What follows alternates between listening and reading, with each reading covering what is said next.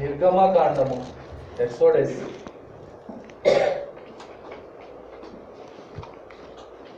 15:22-26.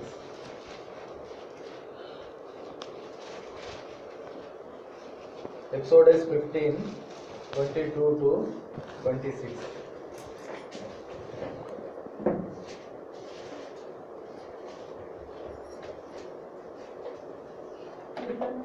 నిర్గమకాండము 15వ అధ్యాయము 22వ వచనం నుంచి 26వ వచనం వరకు చదువుకుందాం.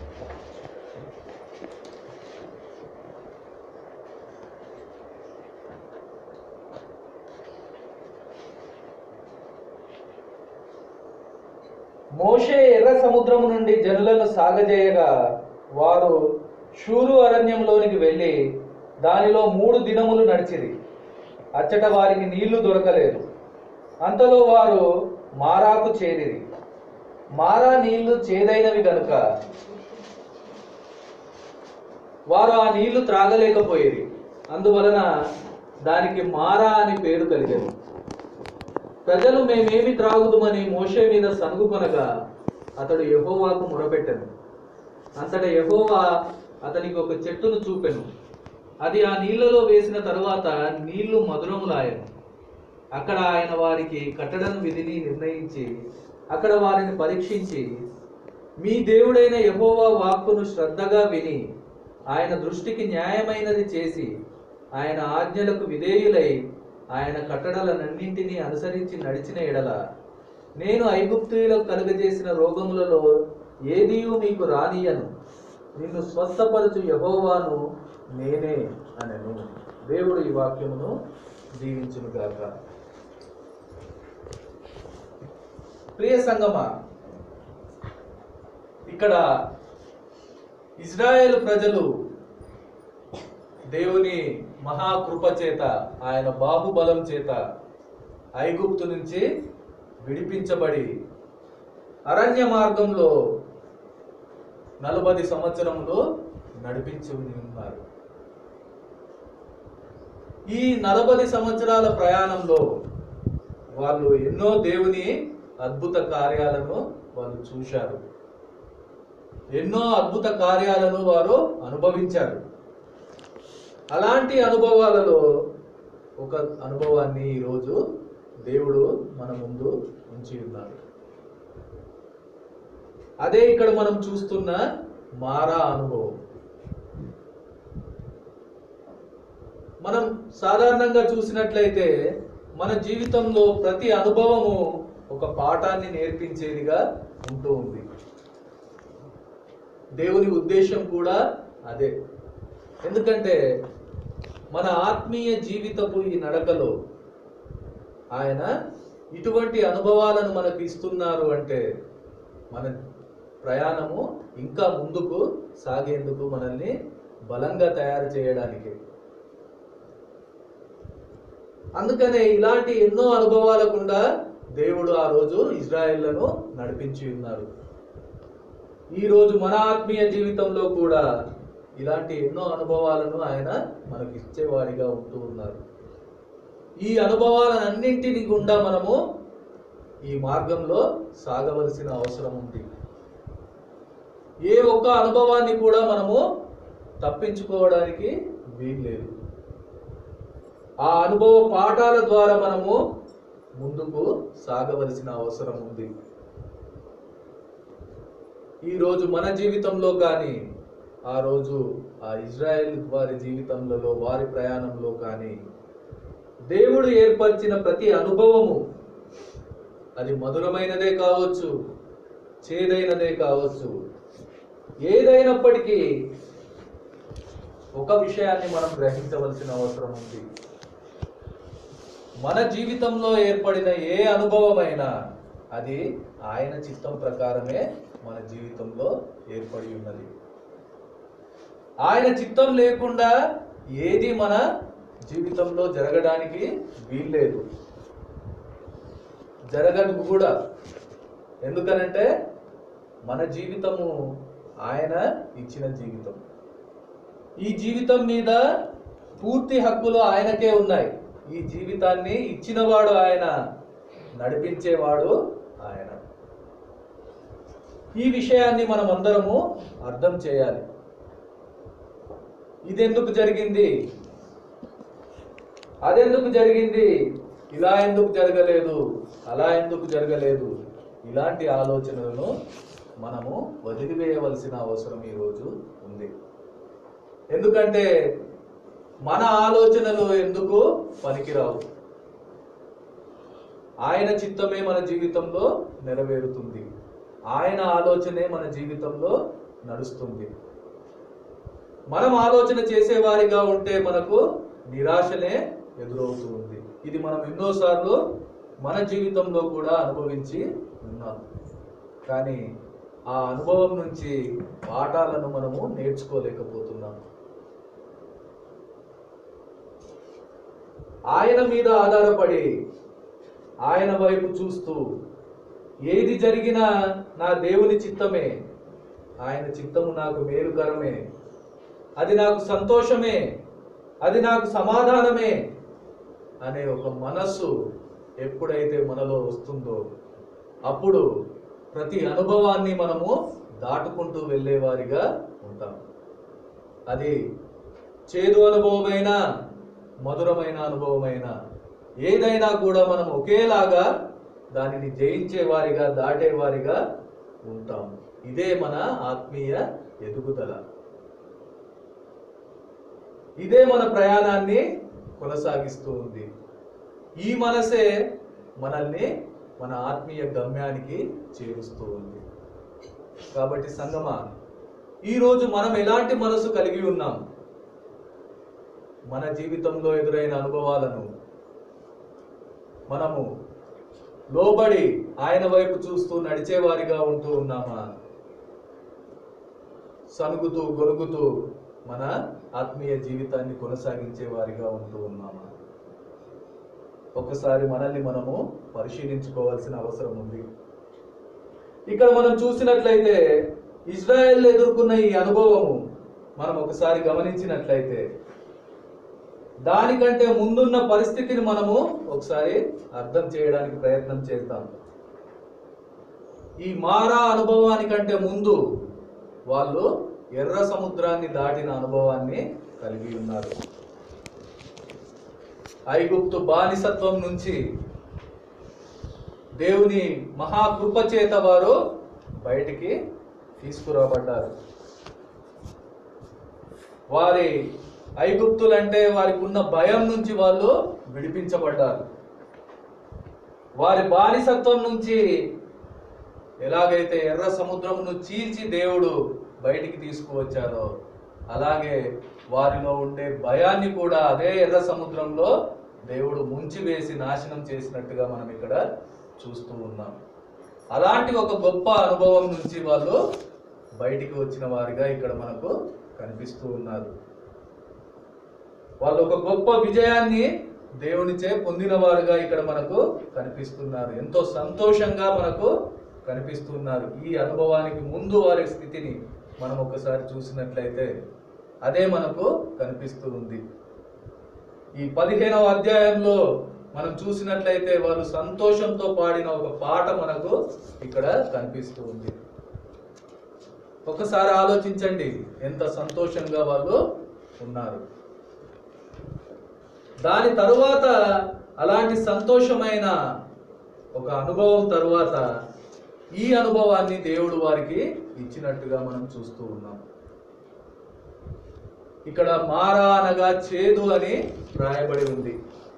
అంటే ఇది ఒక చేదైన అనుభవంగా దేవుడు ఇక్కడ మనకు చూపిస్తూ ఉన్నారు. అంటే అందరూ సంతోషంగా ఉన్న సమయంలో దేవుడు ఈ చేదు అనుభవాన్ని వారికి ఇచ్చినట్టుగా చూస్తూ ఉన్నాం. ఇదే దేవుని ప్రణాళిక. దీనిని మనము అర్థం చేయవలసిన అవసరం ఉంది.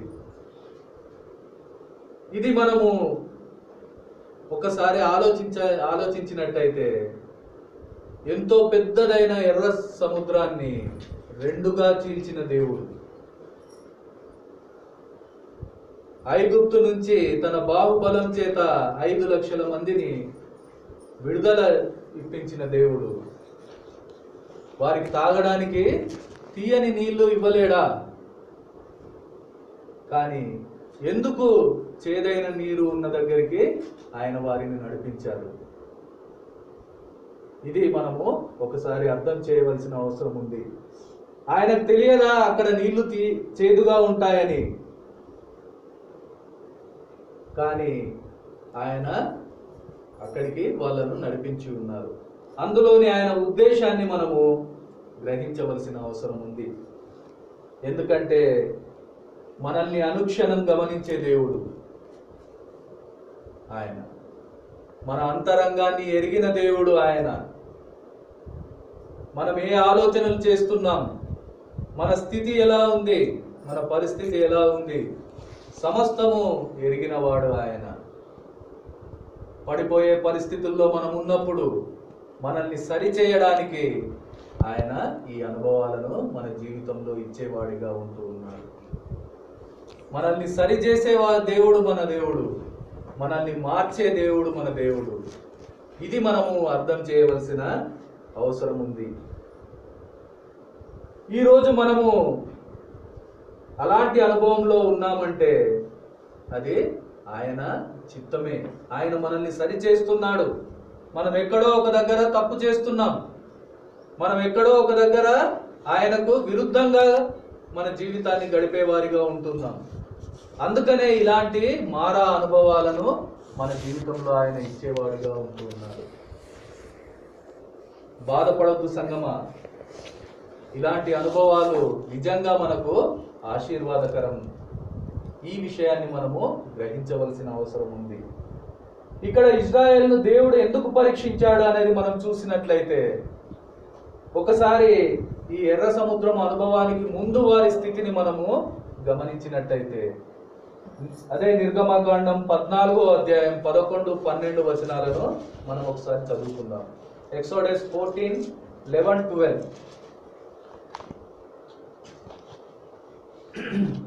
అంతటా వారు మోషేతో, ఐగుప్తులో సమాధులు లేవని ఈ అరణ్యంలో చచ్చుటకు మమ్మను రప్పించితివా? మమ్మను ఐగుప్తులో నుండి బయటకు రప్పించి మమ్మను ఇట్లు చేయనేలా? మా జోలికి రావద్దు, ఐగుప్తీయులకు దాసులు మగుదుమని ఐగుప్తులో మేము నీతో చెప్పిన మాట ఇదే కదా. మేము ఈ అరణ్యమందు చచ్చుట కంటే ఐగుప్తీయులకు దాసుల మగుటయే మేలని చెప్పిరి. వారి స్థితి ఒకసారి మనము అర్థం చేయాలి. ఫరో సైన్యం వెంటబడినప్పుడు వాళ్ళు అంతకుముందు దేవుడు వారిని ఎలా బయటికి తీసుకువచ్చాడు, ఎలా ఐగుప్తును ఆయన ఐగుప్తు ప్రజల మీదకి కీడును రప్పించి వాళ్ళను భయపెట్టి తన మహాశక్తితో ఆయన వారిని బయటికి తీసుకొచ్చాడు, అవన్నీ వాళ్ళు స్వయంగా అనుభవించి చూసి ఉన్నారు. కానీ ఎప్పుడైతే ఫరో సైన్యం వెంటబడుతుందో వాళ్ళ మాటలు ఈ రకంగా ఉన్నాయి. అక్కడ సమాధులు లేవనా, ఇక్కడ మమ్మల్ని చంపడానికా నువ్వు తీసుకొచ్చావు అని అడిగేవారిగా వాళ్ళు కనిపిస్తూ ఉన్నారు. మేము అక్కడే ఉంటామని చెప్పాము అందుకనే అని సనిగేవారిగా వాళ్ళు మనకు కనిపిస్తూ ఉన్నారు. ఇలాంటి స్థితిని దేవుడు ఆ రోజు వారిలో చూసి ఉన్నారు. ఆ స్థితి నుంచి వాళ్ళకు ధైర్యాన్ని ఇవ్వడానికి, వాళ్ళకు విశ్వాసాన్ని ఇవ్వడానికి ఆయన ఒక మహా అద్భుతమైన కార్యాన్ని అక్కడ జరిపించారు. ఆ ఎర్ర సముద్రాన్ని పొడి నేలగా మార్చారు. దాని నుంచి వాళ్ళను బయటికి వచ్చేలా వాళ్ళను తీసుకెళ్ళాడు. ఆ తర్వాత శత్రువులను అందరినీ అందులో వేసి నాశనం చేశారు. ఒక గొప్ప అనుభవాన్ని వారికి దేవుడు ఇచ్చాడు. అంతటి గొప్ప అనుభవాన్ని చూసిన తర్వాత వీళ్ళ స్థితి ఎలా ఉంది అని మరొకసారి దేవుడు వాళ్ళను పరీక్షించాలనుకున్నాడు. అందుకనే వారిని ఈ మారా అనుభవంలోకి దేవుడు తీసుకువచ్చినట్టుగా మనం ఇక్కడ చూస్తూ ఉన్నాం. వారి పరిస్థితిలో ఏదైనా మార్పు వచ్చిందా ఒకసారి మనం చూస్తే ఏ విధమైన మార్పు అక్కడ కనిపించడం లేదు. వాళ్ళు అలాగే సనిగే వారిగా ఉంటూ ఉన్నారు, అలాగే గొనిగే వారిగా ఉంటున్నారు. మేము ఏం త్రాగాలి, ఎలా బతకాలి అని మాట్లాడేవారిగా ఉంటూ ఉన్నారు. ఒక్కసారి ఆలోచించండి సంగమా. మన జీవితంలో కూడా దేవుడు ఎన్నో గొప్ప అనుభవాలను ఇచ్చి ఉన్నారు. ఆ అనుభవాలన్నింటినీ మనం చూసి ఉన్నాం, అనుభవించి ఉన్నాం. తిరిగి ఈ రోజు మనం ఏ స్థితిలో ఉన్నాం? మారాలో ఉన్న ఇజ్రాయేల్ స్థితిలోనే మనం ఉంటున్నామా? ఒక్కసారి మనము ఆలోచించవలసిన అవసరం ఉంది. దానికి కారణం ఏమై ఉన్నది మనం ఒకసారి గ్రహించవలసిన అవసరం ఉన్నది. ఇక్కడ మనం గమనించినట్టయితే కారణం ఒక్కటే కనిపిస్తుంది సంగమా. దీనికి ప్రధాన కారణం వారు దేవుని వైపు చూడలేకపోయారు. ఈరోజు మనం కూడా అలాంటి పరిస్థితిలో ఉన్నామంటే మనం కూడా ఆయన వైపు చూడడం లేదు. వారు దేవునితో సంబంధాన్ని కలిగి లేరు. వారు మోషే మీదనే ఆధారపడి ఉన్నారు. మోషేకే వాళ్ళు తమ విన్నపాలను ఇచ్చేవారుగా ఉంటూ ఉన్నారు. మోషే దగ్గరనే వాళ్ళు మాటలు మాట్లాడేవారిగా ఉంటూ ఉన్నారు. దేవుని వైపు వాళ్ళు చూడడం లేదు. దేవునితో సంబంధాన్ని వాళ్ళు కొనసాగించడం లేదు. ఈ స్థితియే ఆ రోజైనా ఈ రోజైనా మనల్ని మారా అనుభవంలో నిలబెడుతుంది సంగమా. ఇది మనమందరము గ్రహించవలసిన అవసరం ఉంది. ఈ స్థితే మనల్ని సనిగే వారిగా ఉంచుతుంది. ఈ స్థితే మనల్ని ఆయన ముందు తలదించుకునే పరిస్థితిలో మనల్ని ఉంచుతుంది సంగమా. మన ఆత్మీయ జీవితంలో అయితే మారా అనుభవం తప్పదు. దేవుడు ఆ అనుభవాలను ఇచ్చేవాడిగానే ఉన్నాడు. ఎందుకనంటే ఆయన మనల్ని సరిచేసేవాడిగా ఉంటూ ఉన్నాడు. ఆ సమయంలో అలాంటి అనుభవంలో మనం ఎవరి వైపు చూస్తూ ఉన్నాం? మనం ఎవరితో మాట్లాడుతున్నాం? మనం ఎవరిని సహాయం అడిగేవారిగా ఉంటూ ఉన్నాం? మనుషులను అడిగేవారిగా ఉంటున్నామా? దేవుణ్ణి అడిగేవారిగా ఉంటూ ఉన్నామా? మనుషుల వైపు చూస్తే సంగమా సనుగులాటనే మనకు మిగులుతుంది. దేవుని వైపు చూస్తే సహాయం మనకు దొరుకుతుంది. ఇక్కడ మనం మోషేను చూసినట్టయితే ఆయన దేవుని మీద ఆధారపడ్డాడు. మిగతా ఇజ్రాయేల్ లాగా సనిగే వారిగా అక్కడ అతను మనకు కనిపించడం లేదు. అతడు దేవునితో సంబంధం కలిగి ఉన్నాడు.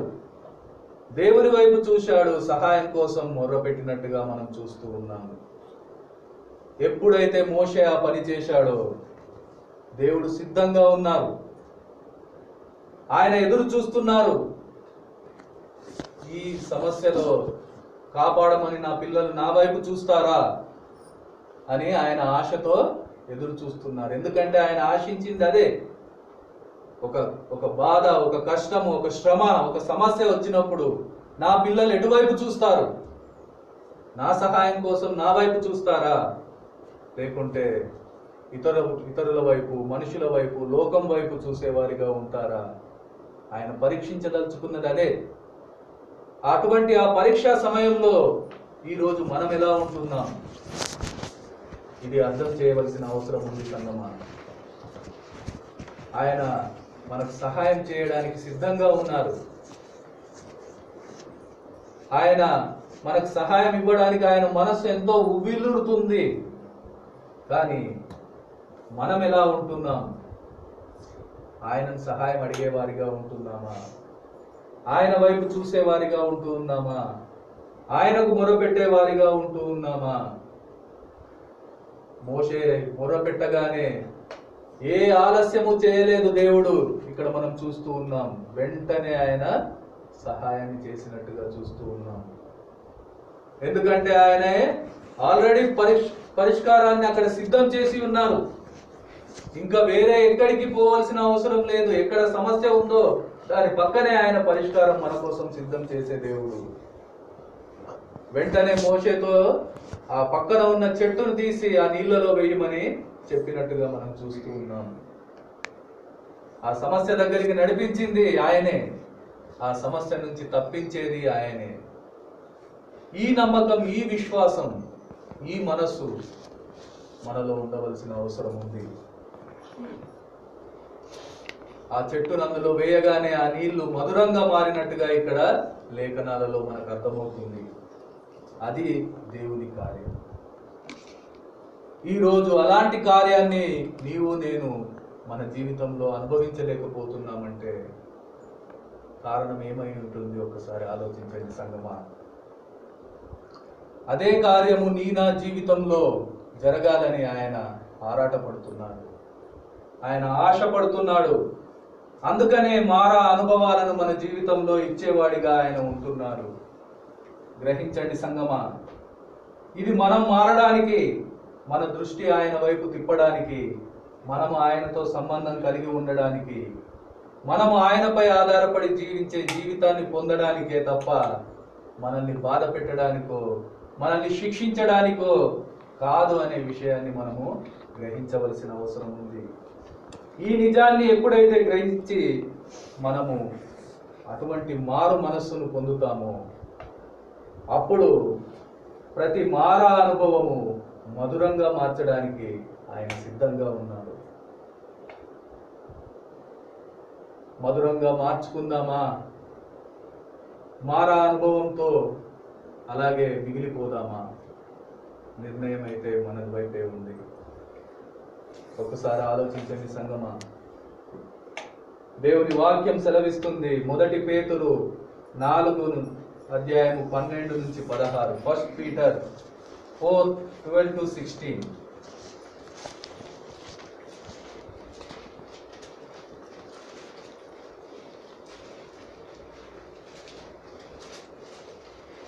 ప్రియులారా, మిమ్మును శోధించుటకు మీకు కలుగుచున్న అగ్ని వంటి మహాశ్రమను గూర్చి మీకేదో ఒక వింత సంభవించినట్లు ఆశ్చర్యపడకుడి. క్రీస్తు మహిమ బయలుపరచబడినప్పుడు మీరు మహా ఆనందంతో సంతోషించు నిమిత్తము క్రీస్తు శ్రమలలో మీరు పాలివారై ఉన్నంతగా సంతోషించుడి. క్రీస్తు నామము నిమిత్తము మీరు నింద పాలైన ఎడల మహిమ స్వరూపి అయిన ఆత్మ అనగా దేవుని ఆత్మ మీ మీద ఉంచుచున్నాడు కనుక మీరు ధన్యులు. మీలో ఎవడును నరహంతకుడుగా గాని, దొంగగా గాని, దుర్మార్గుడుగా గాని, పరుల జోలికి పోవువాడుగా గాని బాధ అనుభవింపతగదు. ఎవడైనను క్రైస్తవుడైనందుకు బాధ అనుభవించిన ఎడల అతడు సిగ్గుపడక ఆ పేరును బట్టి దేవుని మహిమపరచవలెను. దేవుని వాక్యం మనకిక్కడ ధైర్యాన్ని ఇస్తుంది, స్పష్టంగా మనతో మాట్లాడుతుంది. సంగమా, ఈ శోధనలు శ్రమల గురించి మీరు ఆలోచించవద్దు, మీరు భయపడవద్దు. వీటిలో సంతోషించవలసిన అవసరాన్ని దేవుని వాక్యం మనకు చూపిస్తూ ఉంది. ఆయనకు మహిమకరంగా ప్రతి శోధనను మనం జయించవలసిన అవసరాన్ని ఈరోజు వాక్యం మనకు చూపిస్తూ ఉంది. ఎందుకంటే ఆయన మనతో ఉన్నారు. ఆయన మనతో ఉన్నారు సంగమా. ఇంతకంటే గొప్ప ధన్యత ఇంకేం కావాలి మనకు? ఆయన మనతో ఉన్నారు. ఆయన దగ్గరగా, ఆయన బిడ్డగా నీవు బాధ పొందవలసి వస్తే సంతోషంగా స్వీకరించవలసిన అవసరాన్ని ఈరోజు దేవుడు మనము ఉంచుతున్నారు. అదే ఒక గొప్ప ఆశీర్వాదంగా మనకి ఇక్కడ దేవుడు చూపిస్తూ ఉన్నారు. ప్రతి పరిస్థితుల్లోనూ అది చేదు అనుభవమే కానీ, మధురమైన అనుభవమే కానీ, ప్రతి అనుభవంలో ఆయనకు మహిమకరంగా జీవించవలసిన అవసరాన్ని ఈరోజు మనకు జ్ఞాపకం చేస్తూ ఉన్నారు. ఏ పరిస్థితినైనా ఆయనకు మహిమకరంగా వాడుకోవడానికి మనము దానిని మార్చవలసిన అవసరం ఉంది. అందుకు అనుగుణంగా మనం మారవలసిన అవసరం ఉంది. ఇదే మనము ఆయన కోసం జీవించే ఆత్మీయ జీవితం. ఆ రకంగా మనం ముందుకు నడిచినప్పుడు ఏ మారా అనుభవమైనా మనల్ని బాధించదు. ప్రతి మారా అనుభవము మధురంగా మార్చే దేవుడు మన దేవుడు. హల్లెలూయా, హల్లెలూయా. ప్రార్థన చేసుకుంటాం.